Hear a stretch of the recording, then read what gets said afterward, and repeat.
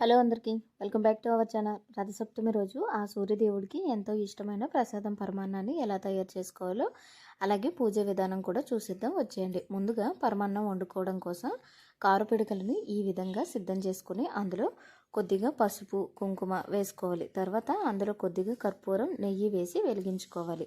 ఇలా చేయడానికి వీలు లేకపోతే స్టవ్ మీద కూడా ఈ పరమాన్నాన్ని అయితే వండుకొని దేవునికి నైవేద్యంగా సమర్పించుకోవచ్చు. వెలిగించిన పొయ్యి మీద ఒక ఇత్తడి గిన్నెను తీసుకొని దానికి బొట్లు పెట్టుకొని ఈ పొయ్యి మీద పెట్టి 3 గ్లాసుల నీళ్లు 3 గ్లాసుల పాలు వేసుకోవాలి. ఇలా వేసిన తర్వాత ఈ పాలు నీళ్లు 3 సార్లు పొంగించుకోవాలి. ఇలా పొంగిన తర్వాత ఇందులోకి నెయ్యితో శుభ్రం చేసుకున్న బియ్యాన్ని తీసుకొని ఇంట్లో ప్రతి ఒక్కరు కూడా 3 సార్లు 3 పిడికిలతో బియ్యాన్ని ఇందులో వేసి ఉడికించుకోవాలి.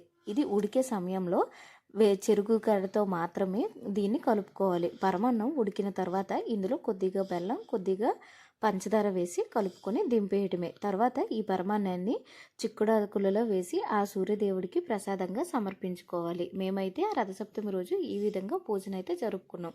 వీడియో నచ్చినట్లయితే లైక్ చేసి సబ్స్క్రైబ్ కూడా చేసుకోండి. అలాగే కామెంట్ చేయండి.